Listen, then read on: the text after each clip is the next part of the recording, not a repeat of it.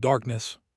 When Bai Zemin stepped through the strange curtain that somehow functioned as a separator between the heart of Hero City and the rest of the city, what greeted him was something that could only be described as absolute darkness. Where is the supposed spatial attack? Bai Zemin surveyed his surroundings trying to see something, but all he saw was the representation of a moonless, starless night far away from the city. However, the supposed spatial attack that the angel named Sonata said never arrived. Did Sonata lie? It was a possibility. But I feel there is something else. Just at that moment, the silver-colored ring that had remained silent ever since he took it out of its storage ring shone. Oh, Bai Zemin let out a faint sound of surprise as he raised his hand to better observe the phenomenon. Backslash backslash backslash. Sky Emperor's copy ring. Type special item. Rank 5. Special characteristics backslash. Backslash grants its wearer partial control over Sky City. Backslash it possesses basic intelligence. Description: a copy of the true key to mastering and controlling one of the oldest and most powerful artifacts in the universe. The ring possesses a basic intelligence heavenly rune which allows it to judge and make decisions on its own in certain circumstances. Backslash backslash backslash. It was a very simple object that did not grant attack power to its wearer, nor did it serve as a support at all.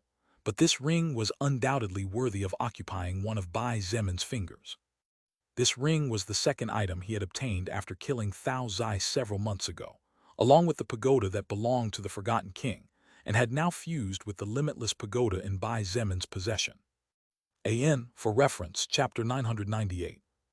It was precisely this small silver ring that allowed Bai Zemin to mock the jewel on the golden sword formerly wielded by Xian Luo, the first prince of the Eastern Sea. Although Bai Zemin did not know what kind of treasure that jewel was, it was clear that it was of a lower quality compared to his ring, even if the ring he had was just a copy of the real deal. Just as he was wondering how to get out of this place, a road that seemed to be made of luminous fog slowly formed around him. A few seconds later, as Bai Zemin looked straight ahead, the silver ring on his hand glowed faintly before fading again. "Do you want me to follow this way?" Bai Zemin asked. Unfortunately, there was no answer or sign from the ring this time. Bai Zemin shook his head silently, and after a slight hesitation began to walk to the front while raising his guard to the maximum for the entire time. After walking for several minutes, Bai Zemin finally noticed that beyond the walls of darkness surrounding him was a zone of almost absolute death. Although the walls of darkness protected him, the chaotic storm of space was so fierce that he could feel it even from inside the barrier. He didn't even want to imagine how miserable he would be if he fell there.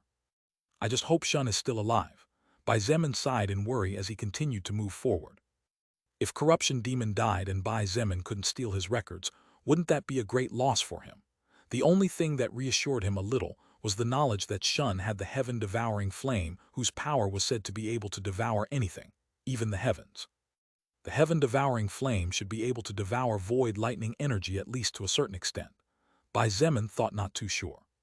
After about 30 minutes and not seeing the end of the road but not encountering the slightest danger, Bai Zemin realized that he would be fine if he let his guard down at least a little to focus on something else that was troubling him. Evolution records, evolution records. About 1 or 2 minutes later, he finally found what he was searching for. Backslash backslash backslash. Complete the following requirements to advance to the next order. Absorb the spiritual power of Bai Zemin, incomplete. Take control over 5 of the 6 fragments of the Key of Destiny, 3-5. Absorb the fragments of the Key of Destiny, incomplete. Use the first activation of your record devastation skill, record degradation, and take over the deepest records of the following ancient existences. 9-headed immortal dragon, complete. Saint of the Absolute, incomplete. Demon of the Corruption, incomplete. Mana Eater Tree, complete. Get control over the earth and make the other factions no choice but to retreat. If you join a faction or submit to any other leader, you will fail the trial and will not be able to advance to the third order. Backslash backslash backslash. Bai Zemin's footsteps stopped, and a glint of surprise flashed in his eyes for a moment before disappearing, as he stared at the evolution requirement that had replaced the previous 2. The previous 2 requirements were where he was asked to evolve Shadow Blink and Void Fist had disappeared without a trace, something Bai Zemin naturally expected, as both skills were selected by himself to merge and grow into a higher level and quality record. However, he was expecting a requirement that demanded him to evolve some skill. Absorbed by Zemin's spiritual power, he felt ridiculous as he forced a smile. The hell am I supposed to absorb my own spiritual power then? Unfortunately, and to his dismay, he received no answer from anywhere. I'll have to ask Lilith or Fire Sorrow about it when I return later. Bai Zemin shook off those thoughts and continued to move forward with slight caution in his steps. About 20 to 25 minutes later, Bai Zemin finally saw a flash of warm white light waiting for him at what seemed to be the end of the luminous foggy path. He entered there without hesitation, as he did not even have the option of returning because the path that had led him this far could no longer be seen anywhere. Bai Zemin felt as if he stepped through a teleportation gate, a different feeling compared to being teleported using magic circles. When his vision cleared the next instant, what he saw left him slightly dumbfounded. Bai Zemin was greeted by the sight of a huge, extremely exquisite hallway with white walls and gold decorations along the length and height that helped to highlight the huge windows that ran from floor to ceiling over 10 meters high. The floor appeared to be made of delicate and carefully polished jade that made one feel inferior just walking on it. On both sides of the hallway were large pumpkin-sized magical stones glowing with a faint radiance of warm blue light and illuminating the surroundings brightly. Although it was just a corridor, Bai Zemin realized that if he tried to compare this palace to the East Sea Royal Palace, it would be no different from blaspheming. Bai Zemin came from a normal family, so he never visited European palaces and such. But after becoming the leader of the Transcendent faction, his worldview grew. At the very least, his current self was able to distinguish between the wooden hut of a beggar and the palace of a real king. That was how he felt in his heart when trying to compare the two palaces. Bai Zemin closed his mouth slightly open and narrowed his eyes slightly as he forcibly suppressed the strange beating of his heart. It's calling me. He took his first step forward, and after that, he did not stop anymore but continued to move on as if he had a clear destination in his mind. The strangest thing was that, even after finding himself in the middle of 3 possible paths, he didn't even hesitate. He turned right or left when he had to turn and continued straight ahead when he didn't have to turn anywhere. Approximately 15 minutes later, Bai Zemin finally arrived outside the only room whose doors were wide open. The doors were gigantic as was the frame, and on either side were 2 platinum statues representing 2 soldiers in plate armor and spears guarding the entrance to the room. Bai Zemin could feel his heartbeat, increasing to the point where, even with blood manipulation, it became challenging to calm his blood flow. Although the 2 statues of soldiers were just that, statues, they somehow made him feel the same kind of danger that he felt when he faced the dragon god Long Tian in America. Could these 2 platinum statues be soldiers in the 8th Order? Bai Zemin wanted to laugh at his own thoughts, but the more he thought the more he sweated bullets. Very cautiously, and hoping that the silver ring would not lead him to his death, Bai Zemin advanced step by step until he passed beyond both statues and stepped through the wide open door. Heaven, 8th Order statues, that's the maximum level of the current universe. Bai Zemin almost fell to the ground as he thought to himself. Just whose palace was this? It could be Heroes, no, Sky City's owners. Bai Zemin found himself walking across a golden carpet with silver embroidery, inside the most luxurious and impressive throne room he had ever seen in his entire life. Forget the Gales Royal Palace or the East Sea Royal Palace. Even Bai Zemin, with his greatly developed imagination, thanks to the possession of 2 manipulation-type skills, could not imagine a better throne room than the one before his eyes. The room was large enough to settle at least 5 people with ease. On either side of the wide, long carpet that stretched all the way to the end were 2 rows of statues of soldiers that seemed to be made of diamonds as if they were welcoming the esteemed guest. These soldiers seemed to be stronger than the ones outside. Bai Zemin wanted to cry but had no tears. His only consolation was that all those statues were lifeless, because if only one of those soldiers could move, forget about the ones in the throne room, but only the ones guarding the door outside could easily sweep the floor with him. Bai Zemin took a deep breath before continuing along the carpet path until he reached the end. In front of his eyes, a 7-step staircase with 2 large golden statues in the shape of a dragon and a phoenix seemed to guard what was on the last level. Bai Zemin felt that, although the pressure of both statues was not as great as that of the diamond soldiers, they somehow made him feel much smaller for some unknown reason.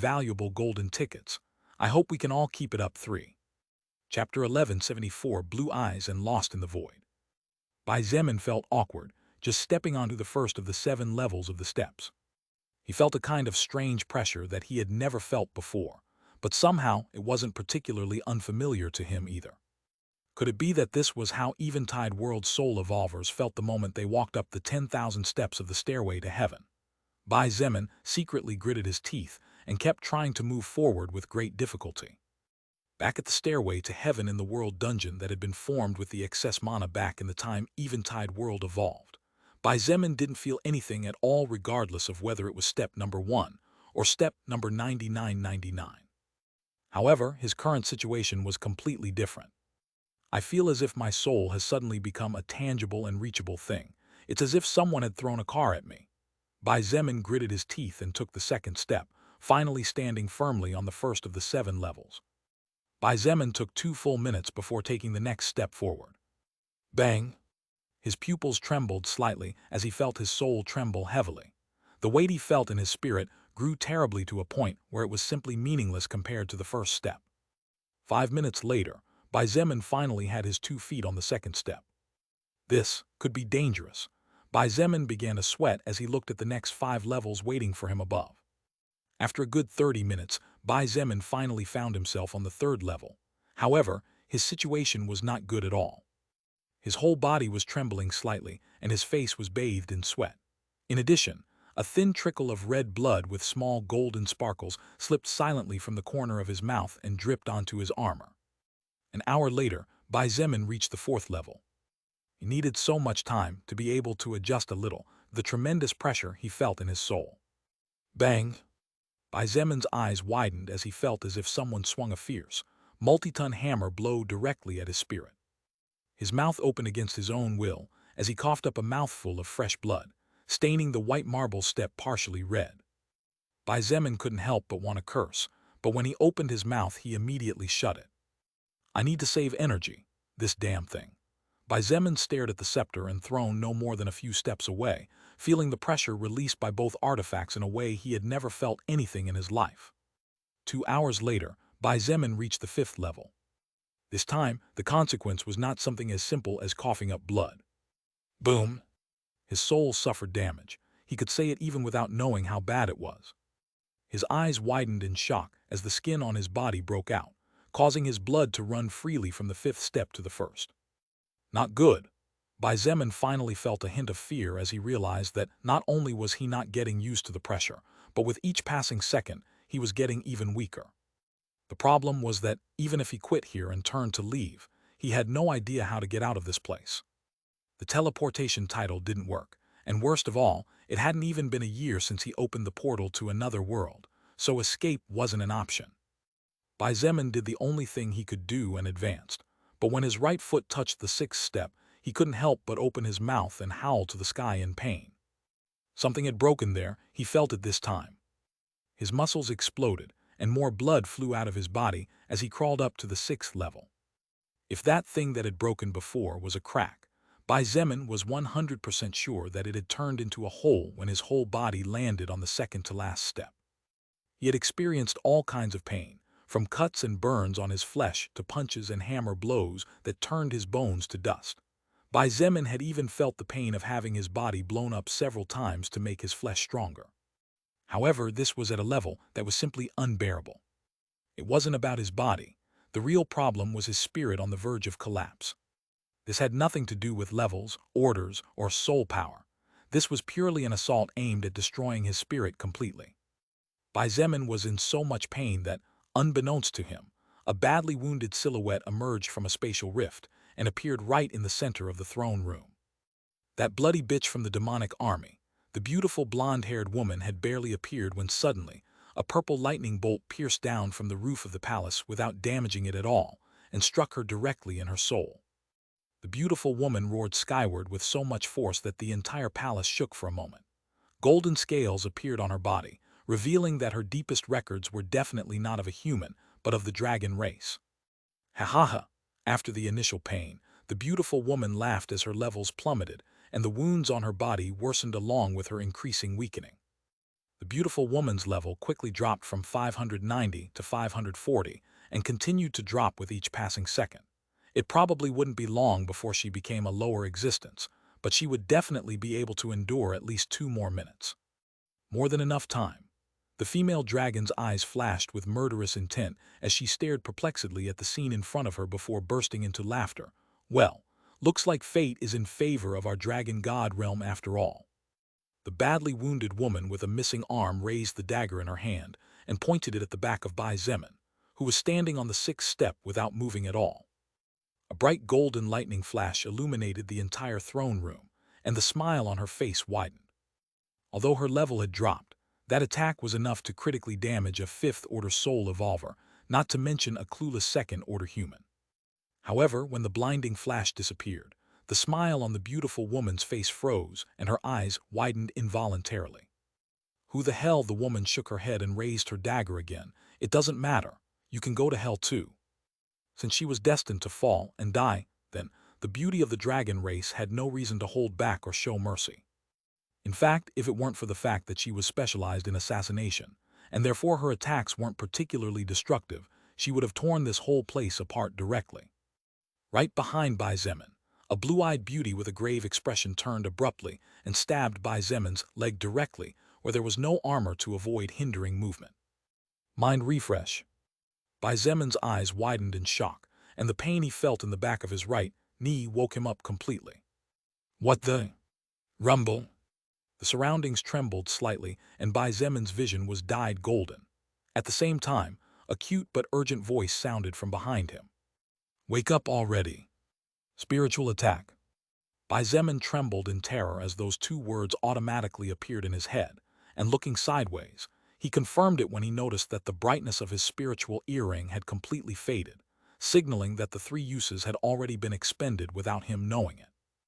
Even with the strength of his soul and the ever-active passive effect of immovable heart, he got taken down so easily. Bai Zemin took one last glance at the 2 artifacts in front of him, and his pupils trembled with fear before turning to face the situation. What the hell is that shield?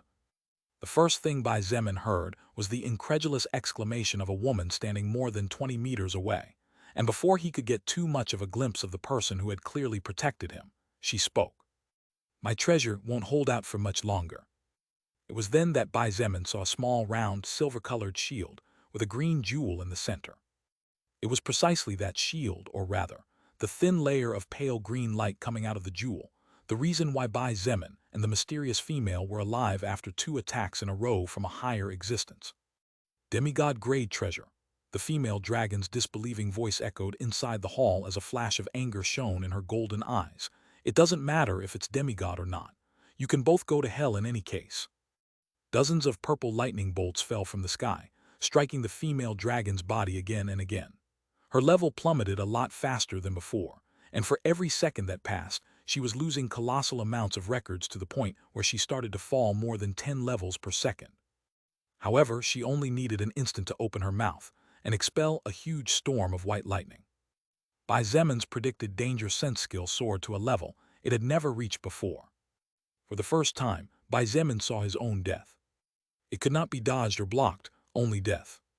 In past activations of the passive skill since its evolution, Bai Zemin would see himself slightly wounded, suffering medium wounds or serious ones at worst. However, this was the first time in that brief split second his brain sent the images and feeling of death. "It's okay, my treasure can." Bai Zemin did not listen to the words of the beautiful woman whose identity was a mystery, but grabbed her by the arm and jumped backwards at lightning speed, bringing her with him to the seventh step where the throne and the silver scepter were. His movement was so fast that, from the time the dragon woman spat out the white lightning, until Bai Zemin carried the blue-eyed woman to the seventh step from the sixth step, not even 1 second had passed. The beautiful blue-eyed woman was about to say something when her expression froze as she saw the energy in her shield being devoured in the blink of an eye. Under her wide, shocked eyes, the shield was struck again and again by dozens of white lightning bolts to the point where it gradually began to show signs of breaking. "Impossible," she exclaimed in shock. Even if the other party was a high-level, higher existence, that shield was a legend-grade treasure, whose only special ability was to withstand even up to an attack from an 800th level soul evolver. Seeing the light of her most valuable defensive treasure gradually fading more and more, she felt as if her heart was being stabbed by a dagger repeatedly. "Impossible." The female dragon fell to one knee, growing weaker and weaker, with signs of wrinkles on her no longer beautiful face. She snorted and scoffed mercilessly. "In this universe there is nothing that the void lightning cannot swallow or destroy.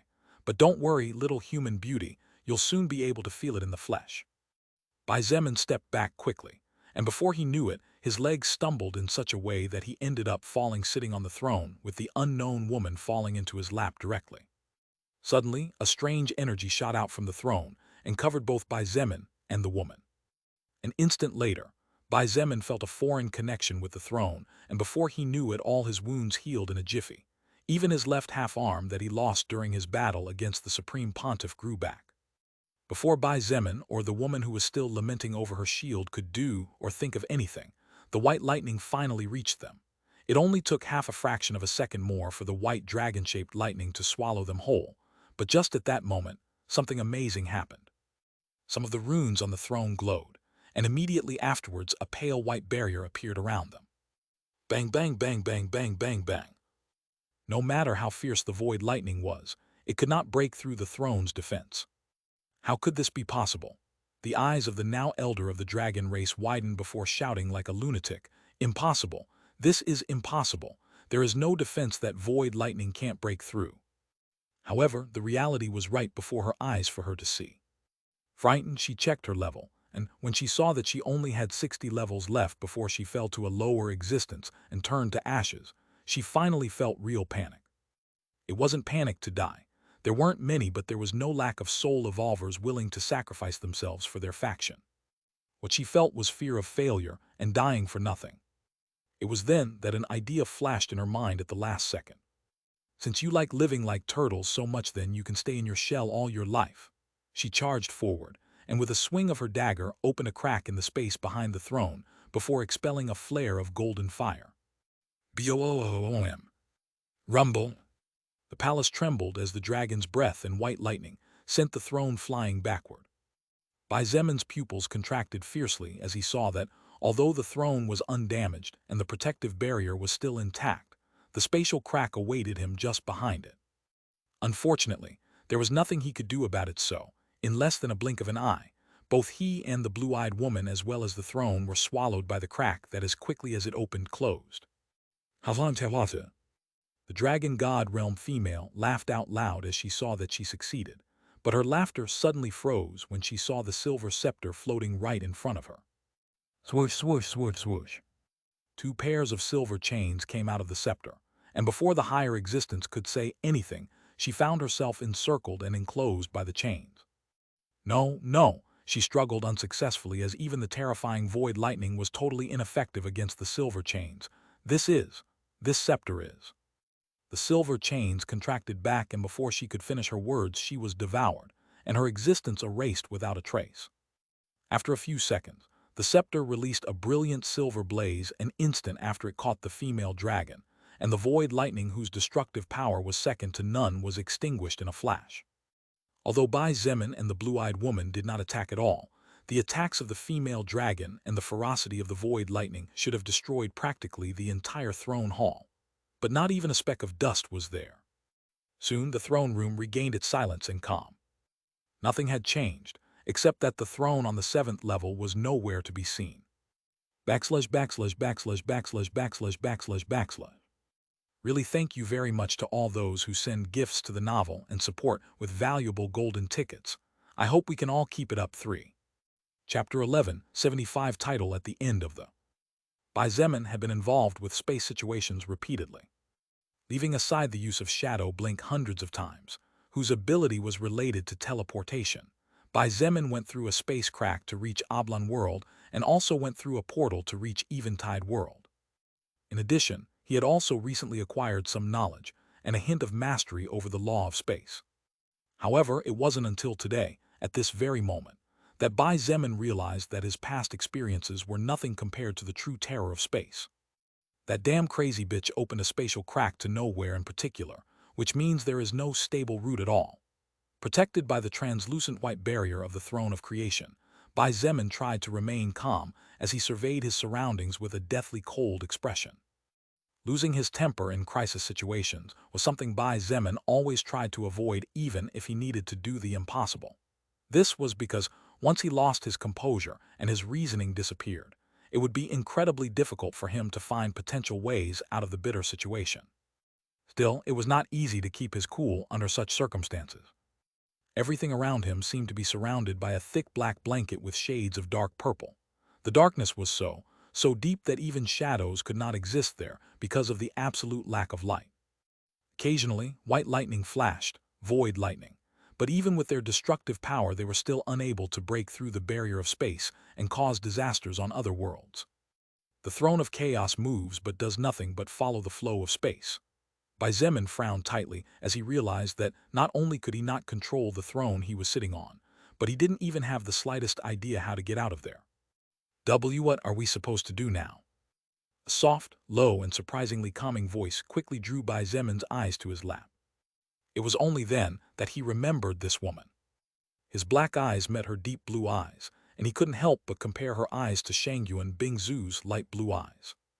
The woman's identity was naturally Christina, the beauty belonging to the Russian faction and whose camouflage skill was strong enough to evade the detection of higher existences. She stared at Bai Zemin, holding his gaze firmly.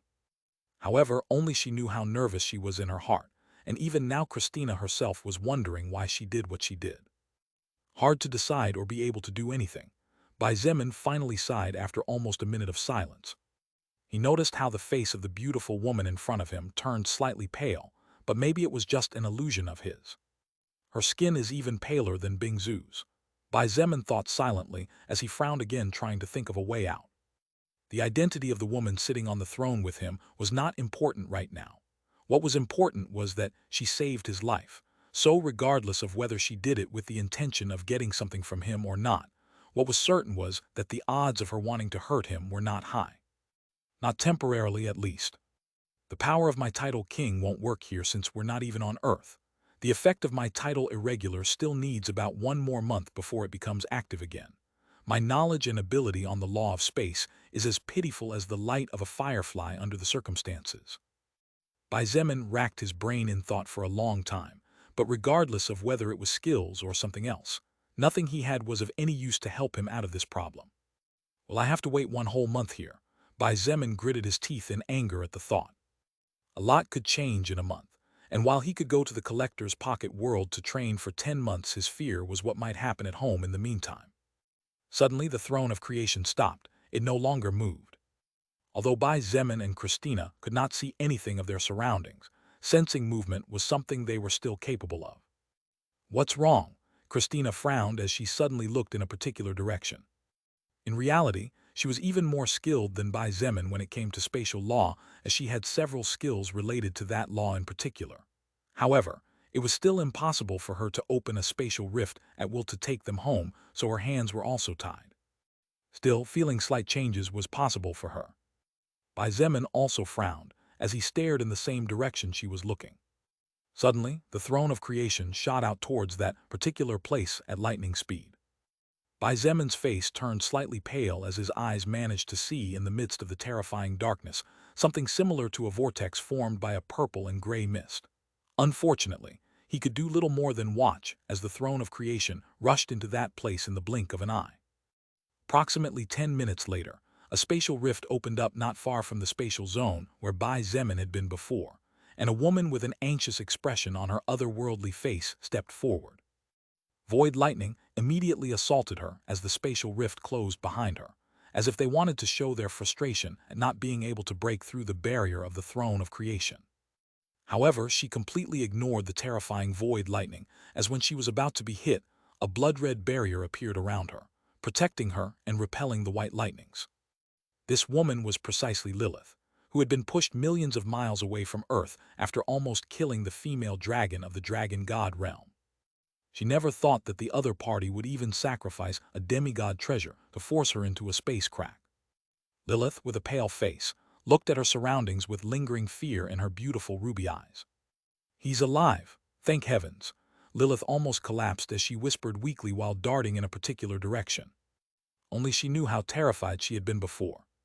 She pushed her speed to return as soon as possible to the point, where more than 3/4 of her vast mana reserve had been consumed in a jiffy, and even risked damaging her soul in the process. If anything were to happen to Bai Zemin, Lilith would probably not have been able to overcome the loss in any way. After a few minutes, her steps stopped dead in their tracks as she stared at the purple mist in front of her with a puzzled expression. "What is this?" She tried to cut there and open a crack, but to her surprise it didn't work. Suddenly, however, her expression changed slightly as a thought flashed in her heart, and a mysterious glint shone in her eyes as she quickly took a lotus position in the middle of nowhere before pulling something out of her chest. /////. Saying, "W what?" Christina and Bai Zemin exchanged glances subconsciously, and seeing the shocked expression in each other's eyes, confirmed that they both received the same notifications from the soul record. When Bai Zemin looked down from the sky, however, his face turned pale, and he felt a shock as big as if someone had hit him with a hammer in the middle of his head. This is. Christina frowned slightly as she realized that, strange as it seemed, the man occupying the main position on the throne of creation seemed more frightened and shocked by what lay beneath him rather than by the soul record messages. As she looked down, her confusion only grew when she saw what she saw. All Christina saw there were buildings that appeared to be in the same modern style as those on Earth, a vast expanse of land with clean, beautifully constructed roads with flowers on the sides, and many young people walking everywhere or riding bicycles to get around at a faster pace. It looked like an ordinary school. If not for the fact that she was floating in the sky sitting on a mysterious throne, Christina might even have thought that everything she had experienced during the past 2 years had been nothing but an illusion, since even the sky was blue and the sun was bright yellow. After a long time, Bai Zemin muttered with wide eyes, "This is university." Christina looked at him, still confused, but his next words chilled her blood as she finally realized that their arrival at this place definitely could not be a coincidence. Beijing University. Bai Zemin sounded absolutely certain as he blurted out those 2 words. "What?" Christina stared at him in disbelief before turning to look down. She did not know what the prestigious Beijing University looked like since she never had the need to go there, but she firmly believed that Bai Zemin, who had been a student at that institution, would not be confused. Lin Mao Ziyang Shenhe Hu Yun. Bai Zemin looked down, and with his high-level soul evolver eyes, he could clearly see more than 10 acquaintances in the crowd. All of them were eaten by the zombies. Christina frowned slightly, and after calming down enough, she said something that raised alarm bells in Bai Zemin's head. "Hey, if we're in another dimension and this is a parallel Earth to ours, could it be that an alternate version of us does exist here?" It was then that Bai Zemin thought about his evolution requirements. You have arrived in a world where the power of the soul record has not been extended. This world is in a different dimension where the soul record does not exist. Because this is an unevolved world, as well as the dimensional difference, the space-time difference makes the timeline here 1/30 in comparison to the dimension of origin. Indeed, when Bai Zemin paid full attention to the notifications he had received earlier and added it to the words of the woman sitting on his lap, as well as the view in front of him. If there really is a different version of me here, will I be able to end his life just like that? Bai Zemin hesitated in his heart. Bingzu Yijun Chenhe, all of them surely existed here. But for all of them, I do not exist, and the Bai Zemin of this earth is surely just another student among so many. Bai Zemin didn't know why, but he felt extremely complicated in his heart the more he thought. Backslash backslash backslash backslash backslash backslash backslash. Title of the chapter: Reaching Another Dimension, Parallel Earth. Really thank you very much to all those who send gifts to the novel and support with valuable golden tickets. I hope we can all keep it up. 3. Chapter 1176 Evolution begins. While Bai Zemin thought deeply about his next action, Christina was not much different. After a long time and a great deal of consideration, she opened her mouth and said with some hesitation in her tone of voice, "Do you think the time difference in this place is 30 hours equaling one of our world? Or is it 30 days equaling 1 day?" Bai Zemin's expression changed just slightly, as he had thought about it too. The time difference was hours, days, months, years. The soul record's notification had not been particularly clear. "It's probably days," Bai Zemin said without being too sure himself. "Our Earth is a world that evolved 3 times, right? On the other hand, this Earth did not evolve even once. Assuming that the solar system did not expand at all, and considering that our days and nights are unique to the sun and moon, I don't think the difference between 2 solar systems, one of them being at least 10 times larger than the other, is only a few hours to complete a lunar and solar cycle." Christina looked at him in silence for a long time before closing her eyes and sighing with complicated emotion. "You really are very brilliant." At her apparent praise, Bai Zemin remained indifferent and shrugged. "Isn't it just common sense? Not everyone can keep calm, use common sense, and draw a solid conclusion in this kind of circumstance." Christina shook her head before standing up. She looked at him from the small platform of the throne of creation and said calmly, "Since we probably have a few days on this world before we find a way back, I'd like to visit my homeland." "About that," Bai Zemin frowned at her words and quickly shook his head. "I'm sorry, but I don't think that's a good idea. We will meet here in exactly 30 days from now, same hour." Christina continued, "I don't think you'll be able to find a way to get back in such a short time, right? In this unevolved world, only nuclear weapons would represent a danger to us, so there is no need to be overly apprehensive." Bai Zemin looked at her silently, so she continued to press a little harder, this time being completely honest with her feelings.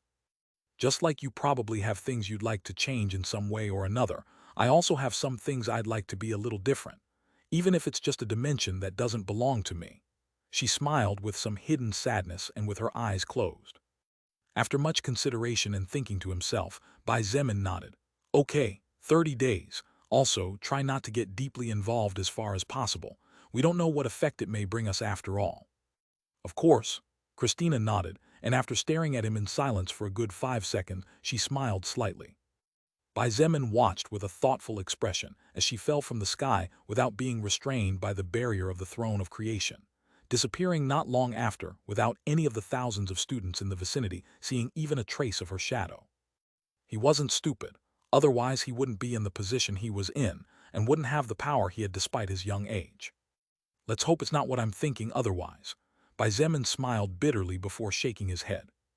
After a moment of silence, and as he watched the sea of students smiling and chatting happily, making full use of their youth, Bai Zemin couldn't help but realize how much he had changed in such a short time. Before the soul record came to Earth, he was no different from any of them, not in essence at least. However, as Bai Zemin watched the happy and innocent expressions on the faces of the young people in love, or planning what to do later in the evening, he simply couldn't help but feel like an old man watching little kids. Of course, he was not judging them since their circumstances, and his were completely different. He simply realized that, in the event of this world evolving just like his Earth, most of those smiling couples and warm-blooded friends wouldn't think twice before abandoning the other to run a second ahead. Whatever the case may be, they have nothing to do with me. Besides, these people would probably never have to worry, because the soul record didn't exist in this dimension. Bai Zemin was about to take out the items he obtained after defeating and killing the Supreme Pontiff in combat, when he suddenly felt a strong pressure in his chest that made him feel suffocated. His body felt slightly weak, and his head swayed to the point where the back of his neck hit the support of the throne of creation. That uncomfortable feeling was only there for a tiny millisecond, but when Bai Zemin regained his composure, his eyes trembled in shock. With a slightly pale face, he quickly called up his status window and observed his stats. Strength, agility, stamina, magic, mana, health. They were all still the same, unchanged at all. However, Bai Zemin looked at his seventh stat with bloodshot eyes, as he couldn't believe what he was seeing. Spiritual power, 19. 19. His spiritual power had grown out of nowhere, and it hadn't been just 1 or 2 points but more than a dozen points. Help. W, what is this thing? No. Get the fuck away from me. Monster. Bai Zemin's face turned even paler as more than 70 meters below the place where he was floating invisible thanks to the throne of creation, chaos began to rise up. His face was pale not from fear, but from the strong shock he was feeling as he slowly stood up from his seat and looked down in disbelief. How can this be possible? Below, on the campus, everywhere, students were running around in a disorderly manner as they tried to run away from other students who were slowly staggering towards them with dead expressions on their faces. Although the students with dead expressions on their faces were extremely slow, like turtles, their numbers were overwhelming. Many terrified students were enclosed by several of those creatures and then bitten, thrown to the ground, and subsequently devoured while they writhed in pain. Wasn't this world supposed to have no soul record? Bai Zemin watched wide-eyed as one of the bitten students stood up and joined the growing army of zombies. This is practically the same thing that happened on Earth. No notifications, no warnings, no mana. Even so, the existence of the zombies was undeniable, because Bai Zemin was seeing them with his own eyes and feeling them with his own spirit. Wait, right, spirit power. Bai Zemin looked at his now 19 points with a serious expression as he thought aloud. Spiritual power is another sort of energy different from mana, but still a magical energy. Thinking of it that way, it's no wonder some students turned into zombies. But that doesn't explain where that spirit power came from. What was happening was too strange and mysterious. But Bai Zemin knew that even if he could draw a conclusion or two, he definitely wouldn't be able to get answers just by looking from the heights. After thinking about it for a moment, his expression became indifferent as he finally made his decision. Swoosh! Bai Zemin's body flashed and in the next instant disappeared from the sky, appearing in a flash on the ground. A beautiful blonde with American looks and a great body was running from the pursuit of a group of 15 zombies when she saw an extremely handsome man wearing armor, a cape, boots, and holding a spear in the middle of the chaotic campus. If she had seen a person wearing such clothing in broad daylight 5 minutes ago, she would have definitely run away regardless of how handsome he was. But in this kind of circumstance, the foreign exchange student felt that the young man's ice-cold black eyes gave her confidence and security. Help me, I beg you. Bai Zemin ignored the beauty running towards him, but instead looked at the group of 15 zombies with indifference. Although he could kill such creatures with a snort, Bai Zemin narrowed his eyes and silently activated blood manipulation. Boom, boom, boom, boom, boom, boom, boom, boom, boom, boom. The bodies of the 15 zombies exploded practically all at the same time. Hot blood and pieces of broken flesh, as well as white bone fragments, flew everywhere in a disorderly fashion, with mostly hot blood staining the already terrifying scenery in red.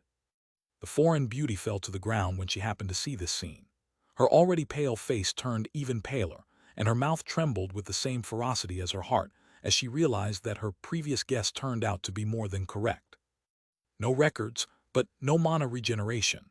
Bai Zemin frowned slightly as he looked at the missing mana point, but he quickly eased up. He wiped off the bloodstain that had fallen on his face indifferently as he muttered with a nod, "Right, there's no mana at all here." Bai Zemin remembered that not only there was no soul record in this place, but he personally could not feel the slightest ounce of mana since he arrived in this dimension. The beautiful exchange student's eyes met Bai Zemin's ice-cold black eyes for a moment. But even before she could utter a letter, she was shocked and startled to realize that he was nowhere to be found. Realizing what had happened, the beauty quickly stood up to run away from the other zombies while desperately searching for that mysterious person she had already automatically identified as a god. Wait, don't leave me. Of course, Bai Zemin had already left the area and was minutes away from that place, although with his speed, crossing such a distance took no more than the blink of an eye. His goal was not to save anyone, as this was not his world, and he firmly believed that getting too involved would eventually end up affecting his karma. After all, Bai Zemin shouldn't exist in these people's lives, and he didn't want to affect too much the path each of them was destined to walk. Where was Bai Zemin at present? Male dormitory. He looked around the small decorated room with some basketball posters and raised an eyebrow. Interesting. He nodded as he took a few steps, looking carefully at the unfamiliar room. It seems that this Bai Zemin shares little more than the same name with me. Our personalities differ, and apparently our tastes do as well. Backslash backslash backslash backslash backslash backslash backslash. Really, thank you very much to all those who send gifts to the novel and support with valuable golden tickets. I hope we can all keep it up. 3. Chapter 1177, Meeting Friends from Another Dimension. As Bai Zemin looked through the room of his this-dimensional self, he realized that there were many factors that had resulted in the construction of a personality considerably different from his own. It seems that even family matters are different in this dimension. Bai Zemin looked at the picture framed in front of him and couldn't help but feel complicated inside. In the picture, a younger version of his past self could be seen holding a certificate and a basketball under his arm. Beside the smiling young man, versions not very different from Bai Delan and Yi Linger in the dimension from which Bai Zemin came from were smiling happily on either side of the young man. They looked like two proud parents. I wonder what's become of Meng Qi's life in this dimension. Although Bai Zemin knew that nothing in this place had anything to do with him, he still couldn't help but worry about those who had a deep relationship with him. After several minutes, Bai Zemin finally sighed and walked over to the window of the room to look at the sunny but chaotic world outside. Looking at the bee as big as a human face suddenly buzzing towards him, Bai Zemin couldn't help but remember the past. Although back then the sun was by no means around. Quite the opposite, rain was falling like a downpour on that fateful day. 1. Boom! The giant bee's body exploded into bloody mist as it entered within 10 meters range of Bai Zemin. There was absolutely nothing left behind. Spirit power 20. Bai Zemin indifferently watched the outside world, and after another 2 minutes finally realized that a different version of the Lilith from his dimension would not appear in this one. Lilith said that she was over 50 but less than 100 years old. In other words, it is unlikely that she would be a student at Beijing University at this age. Besides, I can't even be sure that Lilith is a human originally from planet Earth to begin with. She could very well have been born in another world. Bai Zemin knew little to nothing about Lilith's past. However, he actually had his own conclusions about it. This is also good. Now I'll be able to get some doubts out of my mind, perhaps. However, I should first do something about how I look to avoid drawing too much attention to myself. Bai Zemin's body swayed, and the next instant he appeared standing on the roof of a 3-story building, except that his clothing had been replaced from his combat equipment to casual clothes, just like all the college juniors on the grounds. His otherworldly face had also been adjusted to look more normal, though even with blood manipulation to adjust his face, a bit was no simple task, as he was still too handsome anyway, as a result of the extreme purity of all the records he had absorbed to date. Although since my race evolved to high human, I have been able to slightly modify my appearance, it seems I can't do much about my eyes and hair, he said as he looked at his reflection in a blood mirror, noting that there were still crimson highlights in his black hair. Whatever. Bai Zemin gave one last glance at the hell that was breaking loose below him before turning and walking into the building with an indifferent expression on his face. He was not surprised when he only encountered 5 or 6 zombies inside the building despite its size. At the end of the day, this building was meant for club rooms and the student council hall on the top floor, so it was never particularly crowded except in the late evening hours. Bai Zemin stopped in front of a door, and when he read the dark sign with gold lettering, he entered without hesitation before closing the door behind him without bothering to lock it. Student council. The room was empty, therefore. Bai Zemin immediately moved to the laptop and began typing with a serious expression on his face. Records of past students, student records, I got it. Amidst his mumbling, and about 5 minutes later, he finally found the file he was looking for. The file was huge, and there were hundreds of folders per year with thousands of documents each. At the end of the day, Beijing University was an institution with over 150 years of history. Not only that, but there were also vague records of other students from other universities, not only from China, but also from all over the world. This was because it was the student council who was in charge of selecting the brightest to compete against other universities nationally, and even internationally for prizes ranging from money to improved facilities to technological devices for laboratories and the like. Although it will take time, this is an opportunity I can't let go. His eyes sparkled with resolution as he began typing. Why would a level 100 soul evolver capable of fighting level 400 enemies be digging up information from normal humans? Why in the world would the great leader of the most powerful human faction on Earth after the fall of Israel would show interest in a group of students? Bai Zemin was naturally not bored, but he had his reasons for doing what he was doing. All this information was lost in my dimension, but here everything will remain on the net for at least a month. Even with the possible differences between the two dimensions, it's still better than nothing. Bai Zemin took a deep breath and with a trembling heart clicked on the first document in the oldest folder. Let's see who you could be. He had to wait one whole month before he could return to Earth, as the only viable way was to activate his irregular title that would take him home. In other words, I have a month's time to slim down the possibilities and make my doubts smaller. Right? Bai Zemin was seeking information about Lilith. More precisely, what he was doing was looking for coincidences that would somehow help him confirm or reject his current theory a little more. Lilith's blood type is Rh negative. The so-called golden blood, due to its rarity, runs through her veins. Less than 0.1% of the population has that particular blood.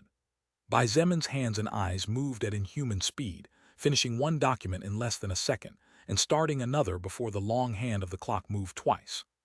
In other words, if I find a Rh-negative female blood carrier, there is a high possibility that she is or may be related to Lilith.